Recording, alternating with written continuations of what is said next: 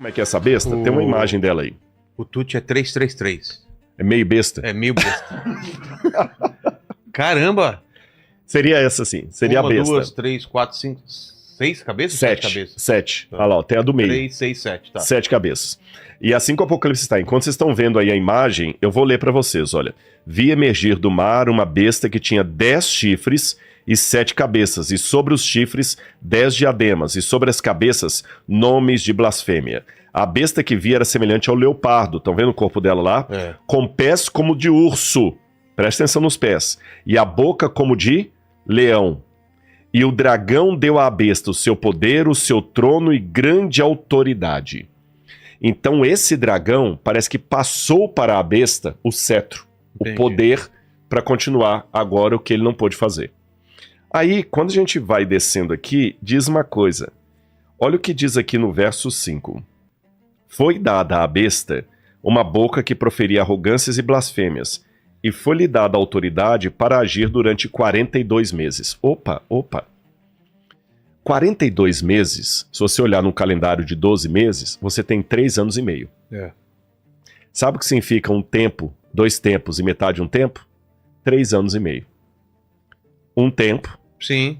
mais 2 tempos, mais metade de um tempo, 3 anos e meio. Então aqui está falando do mesmo tempo em que a mulher passaria no deserto, só que com outra roupagem. É como se eu falasse o seguinte, eu te dou 2 dias para sair daqui. Aí eu volto e falo, eu te dou 48 horas. Eu tô falando a mesma coisa. Entendi. 2 dias ou 48 horas é a mesma coisa. Um tempo, 2 tempos, metade de um tempo é a mesma coisa de 3 anos e meio, que é a mesma coisa de 42 meses. É interessante que quando a gente vai para Daniel capítulo 7, versículo 25, lá também fala dessa besta, desse anticristo. Como que fala? Eu vou mostrar para você aqui. Daniel capítulo 7, versículo 25. Olha o que o anticristo, quando ele aparece no livro de Daniel, fala. Ele falará contra o Altíssimo. Tinha boca repleta de blasfêmias. Viu a minha semelhança? É. Oprimirá os santos do Altíssimo. Essa besta vai oprimir o povo de Deus. E tentará mudar os tempos e a lei. E os santos lhes serão entregues nas mãos por um tempo, 2 tempos e metade de um tempo. Bateu. Mas peraí, mas agora me bateu uma confusão aqui. Vamos por partes. Se a mulher estaria no deserto, longe do alcance da serpente, o fato da serpente Passar o bastão pra... passar o bastão para a besta e a besta poder perseguir o povo no deserto, então Deus... O esconderijo não deu certo? Então. Por que o esconderijo não deu certo? Porque as promessas de Deus são condicionais. No Israel do Antigo Testamento, Deus falou assim, se vocês forem fiéis, eu farei isso. Se vocês forem fiéis, eu farei aquilo. E muitas vezes os profetas de Deus falaram, Deus trouxe os babilônios porque vocês não foram fiéis. Se vocês forem fiéis. Então, João já estava vendo que a igreja, de certa forma, não estaria sendo fiel. João, quando viu essa cena, lembrou da igreja de Laodiceia. Ele falou assim, a igreja vai ter problema aí. E João ficou apavorado quando ele viu isso aqui. Lembra que eu falei do quiasmo, que os pontos vão se encontrando? É interessante que a cena da mulher no deserto congela aqui. Ó, ficou tão... O deserto congela, né? É. Freeza. Freeza. Também deu na mesma. É. Para aqui. Nós não temos a continuidade. Se eu estivesse desenvolvendo um livro, igual você escreveu aquele livro... Vai pra cá, vai corta pra cá, lá. corta pra lá, e às vezes dá um suspense. Às vezes você deixa aquele suspense pra depois retomar a história. Tem muito livro que faz isso, né? Muito filme também, muito seriado, no meu livro né? eu faço isso. Eu movimento a história aqui com esse grupo de personagens, movimento aqui, enquanto eu tô movimentando aí, você não sabe o que tá acontecendo. Você não sabe o que tá acontecendo aí. E depois retoma. João fez isso. E sabe onde é que ele vai retomar? No capítulo 17, por causa do quiasmo. Tá. Aí no capítulo 17... Aí você vai entender agora por que fala do restante da descendência da mulher. Olha o que aconteceu com ela. Sobrou, né? O que sobrou. Apocalipse capítulo 17. Cara, tá chegando no final aí, mano. No final. Um dos 7 anjos, que tinham as 7 taças com as iras de Deus, que nós vamos falar ainda, veio e falou comigo dizendo, venha, eu vou lhe mostrar o julgamento da grande prostituta, que está assentada sobre muitas águas. Que é? Quem é a grande prostituta? Vamos ver. Os reis da terra se prostituíram com ela, e os que habitam sobre a terra se embriagaram com o vinho da sua prostituição. Deixa eu segurar um pouquinho. Tá. Para tudo. Igual falava que o Para. João Kleber, né? Para tudo. Na cena anterior, para lembrar do esquema do livro, nós deixamos a mulher no deserto, o dragão não pôde ir, ele enviou a besta. Certo. Que a besta tem autoridade lá. Que a besta pode agir durante os 42 meses, diz Apocalipse 13 e Daniel capítulo 7. Então, o dragão não pôde ir e mandou a besta no lugar dele. A besta vai pro deserto perseguir a mulher. Aí o anjo falou, vem que eu vou te mostrar o julgamento da mulher, da prostituta. Que prostituta? Aí diz assim, o anjo me transportou em espírito ao deserto. Ao lugar onde está o conflito lá da... E vi uma mulher montada numa besta, escarlata, besta repleta de nomes de blasfêmia, com 7 cabeças e 10 chifres. A mulher estava vestida de púrpura e escarlata, enfeitada de ouro, de pedras preciosas, pérolas, tendo na mão um cálice de ouro transbordante das abominações e das imundícias da sua prostituição. E na sua testa estava escrito um nome mistério, Babilônia, a grande, mãe das prostitutas e das abominações da terra. Então vi a mulher embriagada com o sangue dos santos e o sangue das testemunhas de Jesus. E quando a vi, admirei-me com grande espanto. Você que é um escritor, internaliza a emoção desse momento. Quando João viu aquela cena no deserto, João se admirou com grande espanto. Peraí. João já tinha visto, anota aí, João já tinha visto os 7 selos. João já tinha visto a ira do Cordeiro. João já tinha visto os 144 mil. João já tinha visto o trono de Deus no céu. João já tinha visto a besta saindo do mar. João já tinha visto... Por que ele se admirou? Porque convenhamos. Se eu sou uma pessoa, esses dias eu tava vendo com a Laura o filme, a gente não terminou, As Duas Irmãs. Não vi. Que é mais ou menos uma... Não é uma paródia, mas é inspirado... Tem algumas coisas lá que a gente vê que é de Lampião, mas eles não falam de Lampião. Falam de Carcará, tem um cangaceiro e tudo. E tem uma cena do filme, sem dar spoiler, que uma das meninas que estava no sertão de Pernambuco, ela vai conhecer Recife. E ela vai ver o mar pela primeira vez. Então quando ela chega, ela fica admirada, ela fica olhando tudo do carro assim, nos anos 1930, ela fica admirada. É lógico, ela acabou de chegar ali. Mas essa mesma menina, depois de 20 anos morando em Recife, ela não vai se espantar mais. É normal. Tem que ser alguma coisa muito fora do comum para causar espanto, concorda comigo? Com certeza. A primeira vez tudo bem, mas depois que já viu tanta coisa, para João se espantar aqui e ficar admirado, tem que ser um negócio muito fora do comum. Mas o que seria tão fora do comum para espantar João depois de ter visto tudo o que ele viu? É porque ele nunca esperava ver isso. A mulher do capítulo 12, que era fiel, que foi para o deserto perseguida pela besta, agora estava de caso com a besta. Então... João chocou quando viu isso. Ele não esperava. Aquele choque do como cara Moisés, que a mulher... quando desceu do monte. Nossa, você deu um excelente exemplo. Estava adorando o bezerro de ouro. Você deu um excelente... Tanto é que tem um midrash judaico que eles fazem uma interpretação disso justamente quando Moisés desce, que o diabo fez sinais fazendo com que o bezerro, que era um animal, uma estátua, falasse. Entendi. E o povo começou a adorar a imagem porque ela parecia ter fôlego de vida. E quando a gente terminar de ler o capítulo 13, você vai ver que a besta faz justamente isso. Uma segunda besta faz uma imagem da primeira e bota o povo para adorar. Entendi. Você vê que é uma história cíclica, ele vai repetindo cenas do Antigo Testamento. João ficou assustado. A mesma mulher... Lembra que eu falei do conceito católico de casta meretrix? A igreja de Deus que é pura e prostituta ao mesmo tempo? Isaías lamentou no Antigo Testamento, quando o povo de Israel caía em apostasia, como se fez prostituta a cidade fiel, falando de Jerusalém. Quando você vai, e João ficou apavorado. Peraí, a besta foi pro deserto para perseguir a mulher, e agora a mulher vira amante da besta? Daqui a pouquinho eu vou retomar essa cena. Por isso que só sobraram algumas jujubas. Por isso que o dragão agora não tem mais ira contra a mulher, mas contra o que restou da descendência dela. Porque em grande parte a mulher se prostituiu. Entendi. se vendeu. Agora eu entendo o cristianismo da carta Laodiceia. E antes que eu continue, eu tenho uma nota muito importante para dizer para você aqui, Vilela. Eu não posso narrar as coisas que eu estou percebendo pelo Apocalipse num sentido acusatório. Qual que é o sentido errado de ler tudo isso? É o sentido acusatório do CNPJ. Como eu sou adventista do sétimo dia, tenho o CNPJ da minha igreja, eu começo a acusar a batista, a presbiteriana, a metodista, como só a minha fosse boa. Não! Nós somos todos cristãos.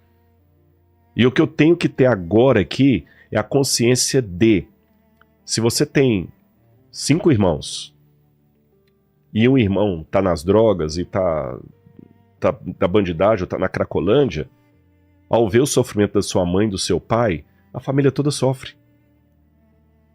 Eu quero que as pessoas entendam, antes que eu fale, alguns vão falar, não, mas a Ellen White da sua igreja chama as outras igrejas de igrejas caídas. Você tem que ser honesto, Rodrigo. Então deixa eu me dar só um parênteses aqui.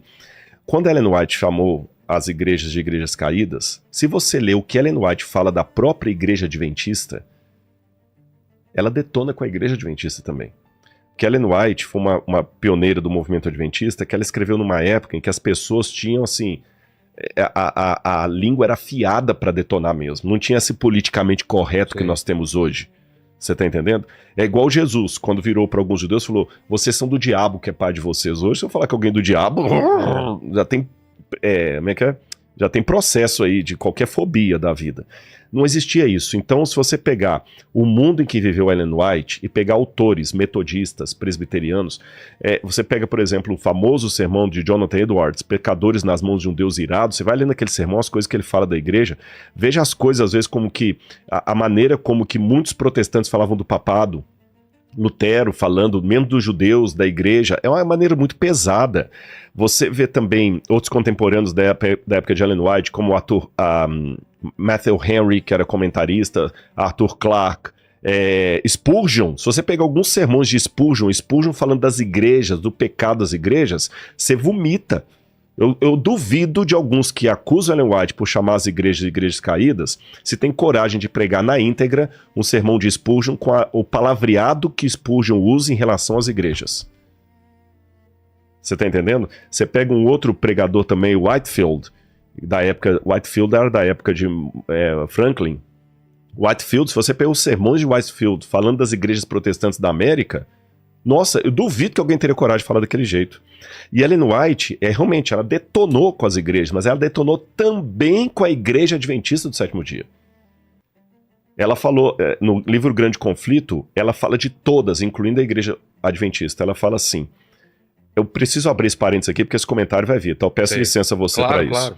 Ela fala no livro Grande Conflito, página 45, citando Paulo, em 2 Timóteo, acho que é 3,16, ela fala o seguinte, todos os que querem servir piamente a Jesus padecerão perseguições, citando Paulo. Ela fala, se é assim, por que então que a perseguição parece em grande parte adormentada? A única razão é que a igreja se conformou com a norma do mundo e, portanto, não suscita oposição. Haja um reavivamento, aí as fogueiras da perseguição vão se reacender como nos tempos apostólicos. Então, quem fala que Ellen White discriminava outras igrejas, com todo o respeito, ele está sendo desonesto academicamente. Ou ele está lendo apenas pedaços de Ellen White. Porque essa mesma Ellen White, quando fala da igreja adventista do sétimo dia, que ela era membro, ela fala o seguinte no livro Serviço Cristão. Nenhum em 20 dos que estão com os nomes no livro da igreja estão preparados para as crises finais. Eles sempre acostumaram a ver a coisa do lado mais fácil. E em vindo a perseguição, não estarão prontos para enfrentá-la. Se você for bom de matemática, 1 em 20 dá 5%. Se ela fala nem 1 em 20, nem 5% da igreja adventista do sétimo dia. Então, quando alguém fala, Ellen White, por isso que eu falo que é uma desonestidade intelectual, fala o seguinte, por que o Rodrigo não é honesto? Por que ele não fala que Ellen White considerou todas as... Por isso que eu não considero adventista cristão, por isso que eu não considero adventista fiel. Por quê? Porque a Ellen White considerou as outras igrejas caídas. Meu irmão, ela falou que a igreja adventista não estava com 5% preparado. Ela teve uma época que falou que a conferência geral não seria a voz de Deus para o seu povo se continuasse daquele jeito. Ela detonou com a Igreja Adventista. Só que ela viveu no século XIX, início do século XX, quando a linguagem era essa. Ellen White não usou, repito, uma linguagem diferente de Spurgeon, uma linguagem diferente de Whitefield, ela não usou uma linguagem diferente de Adam Clarke, ela não usou uma linguagem diferente de outros autores católicos e protestantes da sua época. Então, por favor, tenha essa honestidade acadêmica de pegar o todo dela e saber que ela metralhou tanto de fora como da Igreja Adventista. E mais um detalhe, a prova que ela não tinha preconceito nenhum com as igrejas de fora, eu vou dar alguns exemplos, apenas alguns, eu podia passar 1 hora falando, mas só para vocês entenderem. Sabe quem fez o casamento do filho da irmã White, lá na Austrália? Um pastor metodista. E até quando essa filha da senhora White foi entrevistada por uma revista, que o pessoal pensava que a senhora White era bairrista, que ela não aceitava gente de outra igreja, ela perguntou assim, vem cá, mas você casou, um pastor metodista fez o seu casamento? Sim. Por quê? Não, porque não tinha nenhum pastor adventista? Ela falou, tinha, mas ele era amigo da família. Aí o entrevistador perguntou assim, tá, e o que a senhora White disse a esse respeito? Ah, não disse nada, foi ela que convidou. E ela ainda fez a oração final. Pois é. Teve uma irmã dela que tinha uma filha, a irmã dela estava afastada da igreja metodista. E a senhora White mandou uma carta para a irmã dela, minha irmã, volte para a igreja de Cristo, volte para os braços de Jesus. Quando ela fala volta para a igreja metodista, não vem para a igreja adventista. E a irmã dela não guardava o sábado, não era adventista. A senhora White não teve nenhum parente adventista, exceto o marido e os filhos. Você está entendendo? Então, vamos ser coerentes. Ela falou, a maior parte do povo de Deus está fora da igreja adventista. Ela falou isso. Ponto. Esclarecido esse ponto, Ok. Vamos voltar à questão aqui. Quando nós virmos, aí que eu volto à fala que eu estava falando, sendo coerente com o meu adventismo. A maneira errada que eu tenho de ler o que eu estou lendo aqui agora é ficar preso ao CNPJ e apontar o dedo para outros CNPJs. Para outras igrejas. Como se a minha já tivesse pronta para subir. Não. Eu tenho que sofrer, eu tenho que falar isso aqui. É isso que eu fico indignado com alguns denunciadores da internet. Porque eles não demonstram amor na correção do erro. Eu tenho que ser coerente com aquilo que eu acredito. Por isso que toda vez que eu venho aqui, eu falo do que eu creio. Mas eu tenho que ser respeitoso com quem pensa diferente de mim. E quando eu denunciar algum erro, eu tenho que denunciar, Vilela, com a mesma dor que você denunciaria a droga tendo um irmão na Cracolândia. Quando eu não tenho irmão ali na Cracolândia, quando eu não tenho amor por alguém que está ali, é um bando de vagabundo, maconheiro e tudo mais. Ponto final. Mas quando é o meu irmão que está lá, eu olho diferente. Você é um humorista. É muito fácil fazer piada com quem tem síndrome de Down. Esquece que hoje é politicamente correto, tá? Incorreto. Agora, tenha um filho com síndrome de Down. Eu quero ver você rir de uma piada de alguém com síndrome de Down. Tenha um filho autista. Eu quero ver você rir. O autismo, a síndrome de Down, doenças ou problemas sociais, alcoolismo. Faça piada de bêbado, tendo um pai que está lutando com o alcoolismo. Então, existem duas maneiras de eu falar de alcoolismo, de qualquer coisa, quando eu tenho amor por quem está sofrendo nas garras daquela situação, ou quando eu não tenho amor nenhum. É o amor que fará a diferença no meu discurso antidrogas. Quando eu falo amor, repito, não é passar pano, não, que tem um amor assim, tudo é bonitinho, não pode condenar nada, não é isso que eu tô falando.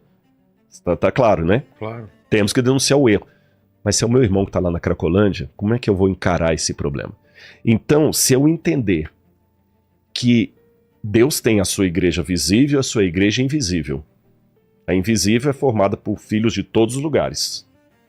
Se eu entender que é o corpo de Cristo, mesmo não sendo católico, um escândalo de um padre vai me doer.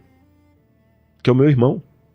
Se um padre aí for pego com... Não vou falar a palavra aqui pro YouTube não censurar. Com algum desvio que vocês sabem crime, qual, né? Com um crime desse que ficaram muito famosos aí. Se eu pensar, puxa, que pena, que mancha para o nome de Cristo, eu vou fazer aquela denúncia de uma maneira, mas quando eu não interpreto aquele padre como meu irmão, esses padres tudo vagabundo mesmo, pra mim padre não presta. E assim por diante, você tá entendendo? Se for um pastor batista, metodista, presbiteriano, como é que eu denuncio os erros, o opróbrio ao povo de Deus? Então, com esse espírito que eu entendo isso aqui, com o espírito com o qual Jesus denunciava os fariseus. Jesus tinha um embargo na voz. Ele não falou assim, fariseu, não. Jesus amava os fariseus. E é nesse espírito aqui de amor pelo meu semelhante que eu tenho que falar da apostasia. Aí você vai aqui para Tessalonicenses capítulo 1, versículo 6 em diante, diz assim, quando Paulo fala da volta de Jesus, ele fala, porque o mistério da iniquidade já opera, e aguarda somente que seja afastado aquele que agora o detém. Porque ele fala que a volta de Jesus, ele fala aqui, capítulo 2, versículo 3, ninguém de nenhum modo os engane, porque isto, a volta de Jesus, não acontecerá sem que primeiro venha a apostasia, e seja revelado o homem da iniquidade, o filho da perdição. Apostasia, eu falei dessa palavra lá atrás, a ruptura. Então, Paulo falou disso e João entendeu lá que haveria uma grande apostasia no meio do povo de Deus. Por isso que João se admirou com grande espanto. A mulher e a besta estavam juntas. Agora voltamos a Apocalipse 13 e você entende por que agora a briga é contra o que sobrou do povo de Deus, que a maior parte do povo de Deus se tornou Laodiceia.